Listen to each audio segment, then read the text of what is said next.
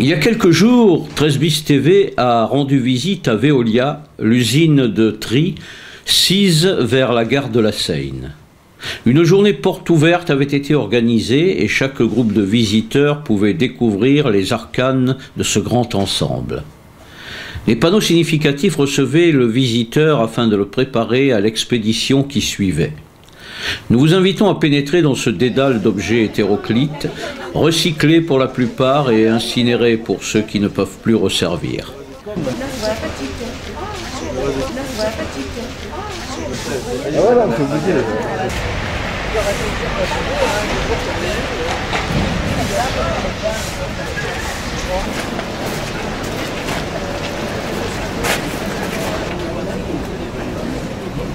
C'est un centre de tri en fait où on reçoit plusieurs apports issus en fait de la commune, des communes du Sitomate, les 26 communes du Sitomate. Donc dont la vôtre, de la Seine, vous êtes originaire de la Seine, c'est ça? Hier. Hier la Seine.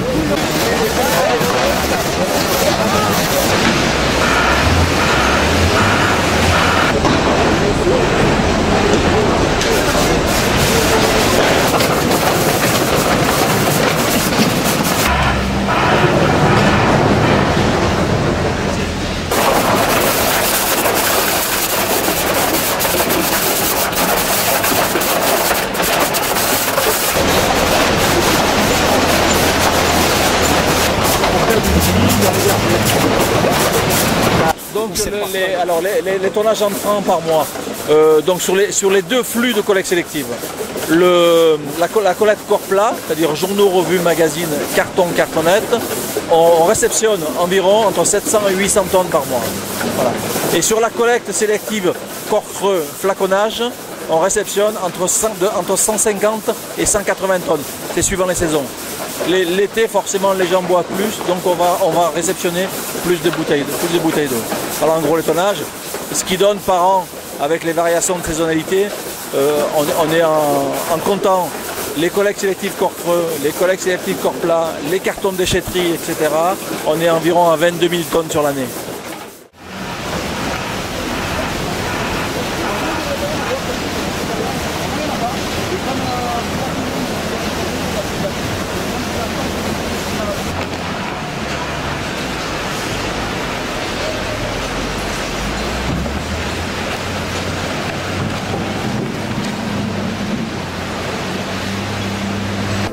Donc je disais, le centre de tri, en fait, collecte sélective, on a d'autres activités, mais on va se concentrer sur celle-ci.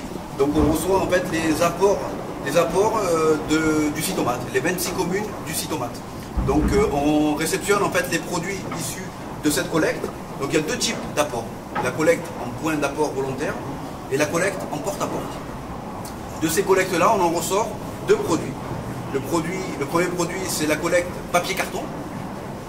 Et le deuxième produit, c'est la collecte bouteille plastique. Donc, suivant les communes, il y a une alternance d'une semaine sur l'autre en termes de collecte.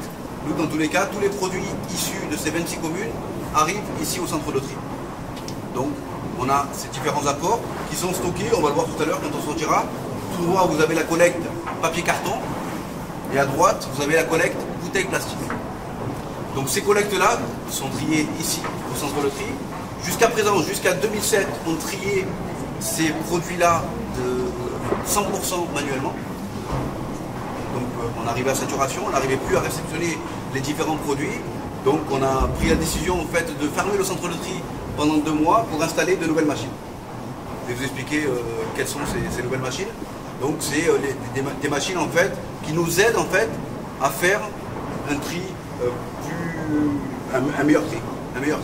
Donc en fait la façon de fonctionner au centre de tri, c'est dans un premier temps on fait un tri des machines et on finit, ce que vous voyez là, par un tri manuel. Il y a plusieurs machines. La première machine, une fois qu'on a alimenté le produit, c'est un niveleur. Un niveleur en fait c'est une machine qui sert à faire en sorte de ventiler le produit pour pas qu'il arrive sur le tapis suivant en masse. Donc faire en sorte en fait voilà, d'évacuer le produit pour pas que ça arrive compacté. Ça c'est la première machine, le niveleur. La deuxième machine c'est ce qu'on appelle un trommel. Un trommel en fait c'est comme un tambour de machine à laver avec des gros trous, des trous de 20 cm. Donc le produit qui est inférieur à 20 cm va tomber dans le trou. et le produit supérieur, donc en même temps ça tourne et ça avance, donc, et le produit supérieur à 20 cm va aller tout droit. Donc ensuite donc ça nous fait une première séparation par rapport au tapis. Donc on a deux tapis, un tapis inférieur à 20 cm et supérieur à 20 cm. Après ce tapis, on a une deuxième machine, une troisième plutôt en comptant les nifleurs. C'est le séparateur balistique.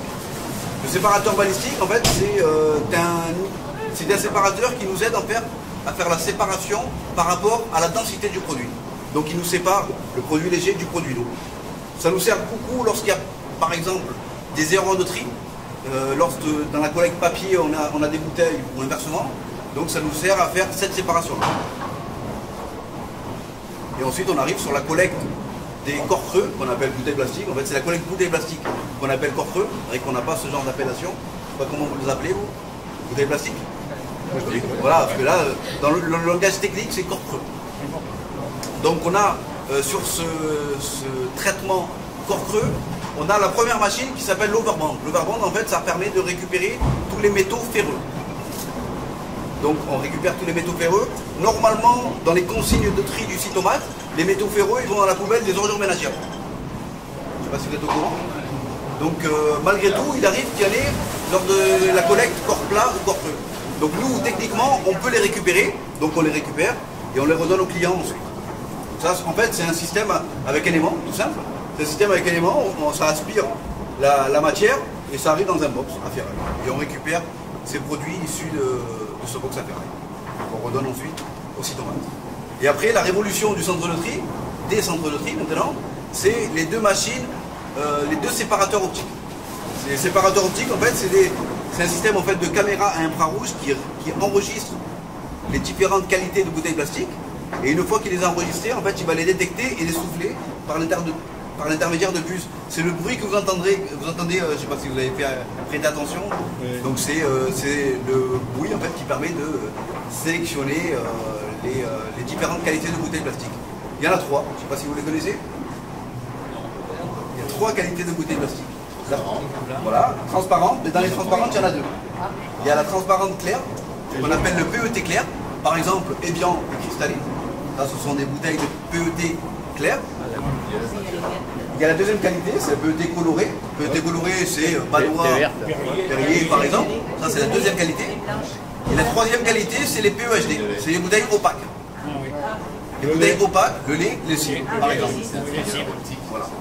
Donc c'est ce trieur optique qui permet en fait de détecter les différentes qualités de bouteilles plastiques. Et après quand ça arrive en cabine de tri, ce que vous voyez derrière, le tapis est divisé en deux. Le premier tapis, vous pouvez vous retourner et le voir. Le tapis est divisé en deux et on a devant nous le lait, en fait, le PEHD, et en face, de l'autre côté du tapis, le PET. Donc il y a les deux qualités de PET. Et l'objectif en fait, il est pour les opérateurs d'enlever le PET coloré et de le mettre dans les différentes alvéoles. Donc c'est le premier geste sur le tri. Après, étant donné que le séparateur optique, ça reste une machine. Donc, qui dit machine, il peut y avoir des défaillances techniques, il peut y avoir des problèmes de maintenance, d'entretien. Donc elle n'est pas fiable à 100%. C'est pour ça que le choix que nous avons fait, c'est de mettre les opérateurs après pour faire une sélection par rapport au tri. Parce que nous, on a un contrat en fait avec la collectivité. Le contrat veut en fait qu'on réceptionne la matière, qu'on la trie et qu'on l'envoie ensuite dans une usine de recyclage. Et si le produit qu'on envoie à l'usine de recyclage n'est pas propre en fait pour être recyclé, ils peuvent être amenés en fait à nous renvoyer la matière ou à nous déclasser. Ça peut arriver. Donc c'est pour ça qu'on nous on est payé pour trier. Notre objectif à nous c'est le tri. Alors ici nous sommes où exactement? Donc ici on est en cabine de tri. À la cabine de tri, je dirais que c'est la partie finale du tri des collectes sélectives. Et alors, bien qu'on soit, comme vous avez pu le voir, extrêmement mécanisé, il y a quand même une partie importante de tri faite par des opérateurs. Les machines sont efficaces, le taux d'efficacité est situé entre 85 et 87% sur le tri mécanisé. Mais le reste, il faut qu'il soit fait par les hommes, par les opérateurs de tri. Et d'ailleurs, On a un petit peu changé d'appellation avec le temps. Là où on les appelait des trieurs avant, on a tendance à les appeler maintenant. C'est plus des contrôleurs, c'est plus du contrôle qualité, voilà, que du tri. Parce que la plus grosse partie du tri est faite par les machines maintenant. Voilà. Et ici donc on peaufine le tri. Après au bout des lignes de tri en fait, il y a le client tout simplement. Voilà. Au bout des tapis, à partir du moment où on ne voit plus le produit ici, eh ben, on ne le voit plus du tout. C'est le client qui est au bout. Ça pouvait nous donner l'équivalent de plus de 6 millions de boîtes à chaussures. Donc ces 6 millions de boîtes à chaussures, ça va servir et c'est même utile pour la consommation du pays.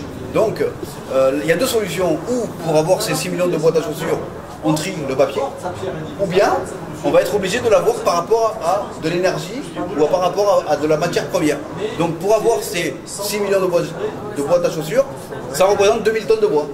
Et qui dit bois dit forêt. Donc voilà, donc au groupe des arbres, il y a deux solutions pour être caricatural. Ou pour avoir ces 6 millions de boîtes à chaussures, ou on trie, ou on coupe les arbres de la forêt. Vous voyez l'état d'esprit en fait de... Donc après, voilà, ça on a les différents types de produits. On parlait tout à l'heure des pulls, des polaires. Voilà, on a 115 tonnes de PET par mois, au mois d'octobre. Et ça nous donne en fait l'équivalent de plus de 200 000 pulls. Il y en a quoi. Donc voilà, après on a les différents types. Là par exemple, le mois dernier, avec une tonne 500 de boîtes de conserve, ça nous fait 16 boules de pétanque. Je sais pas si vous le saviez. C'est pas bon, c'est lourd. C'est lourd. Et quand il y a des chiffres.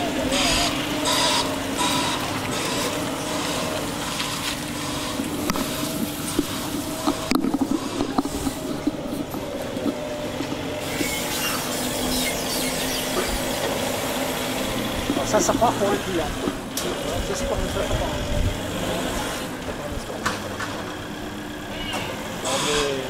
Quel a été cet objectif aujourd'hui pour montrer tout ça, tout ceci à ces gens? Alors l'objectif principal, ça a été fait dans le cadre de la semaine européenne sur la réduction des déchets. Déjà, le cadre en général, c'est ça. Et on souhaitait, à travers cette opération européenne, on souhaitait comment dirais-je, voir un peu les gens, faire venir un peu les gens pour nous, de manière à les... à leur faire comprendre que malgré toute la publicité qui est faite autour de recyclage, malgré toutes les informations qui peuvent être données au grand public, eh bien, on ne recycle pas assez. On n'est pas des bons élèves. On est alors je parle de la région. La région, la moyenne nationale est aux alentours de 60 kg par personne et par habitant. Ici, on est, je crois, aux alentours de 40, ce qui n'est pas terrible. On n'est pas les seuls, hein. On n'est pas les seuls et on n'est pas les plus mauvais. Mais bon, on voulait un petit peu que les gens prennent conscience qu'il faut recycler de plus en plus. Voilà. L'importance du recyclage, en fin de compte, c'est un grand avenir, en fin de compte. L'importance du recyclage, je pense qu'il y a deux points importants. Le côté environnemental du geste, parce qu'on ne jette plus, on ne brûle pas, on évite de la pollution, on recycle. Le mot recyclage en lui-même explique tout, qu'on recycle les produits. Et le deuxième point important, c'est que ça crée énormément d'emplois. Veolia sur la région, c'est environ 250 personnes sur le Var, hein, à travers 3 agences. Mais en termes de tri de collecte sélective, c'est 35 personnes qui travaillent au centre de tri de la Seine-sur-Mer. Alors le cheminement, en fin de compte, comment ça se passe? Les collectes sélectives donc, arrivent chez nous donc, en camion. Alors ces camions vont faire la collecte en ville sur les collectes sélectives en porte-à-porte. Porte-à-porte, c'est la poubelle qui se trouve chez le particulier et on va le collecter. Le deuxième mode de collecte, c'est les collectes en point d'apport volontaire. Les points d'apport volontaire, ce sont les colonnes qui sont sur des regroupements, hein, en bord de route et dans les quartiers. Les produits, une fois qu'ils arrivent chez nous, ils passent en bascule, ils sont pesés. Donc tous les camions qui arrivent sur le site vont forcément passer sur un premier point bascule où on va effectuer une pesée brute. ils vont aller dans la zone respective pour aller vider les produits qui vont nous amener chez nous. Ensuite, ils vont passer sur le deuxième pont bascule qui lui va réaliser une pesée nette. Et comme ça, on aura le poids de la marchandise qui a été déversée. On a un réceptionniste qui va accueillir les camions et les faire vider dans la zone correspondant aux produits concernés. Ensuite, il y a un opérateur avec une machine, un conducteur d'engin, avec une chargeuse qui va alimenter donc les convoyeurs. Ces convoyeurs, tous les produits vont passer par les machines qu'on a vues auparavant pour faire un premier tri mécanique. Ensuite, les produits arrivent en cabine de tri ou les opérateurs de tri, hein, les contrôleurs qualité, comme on disait tout à l'heure. Oui. Les contrôleurs qualité vont peaufiner et finaliser la qualité du tri. Ensuite, les produits tombent dans des stockeurs. Ces stockeurs sont vidés régulièrement, puis vont dans une machine, on appelle ça une presse à balles, vont faire des balles comme il y a autour de nous. Hein, des balles qui font entre 500 et 1 tonne d'œufs. Hein, et après, ces balles sont donc stockées, chargées dans des camions, comme on a vu tout à l'heure, et expédiées alors, au plus près en France, mais sur l'Europe, et on envoie également des produits sur l'Asie, avec des conteneurs maritimes.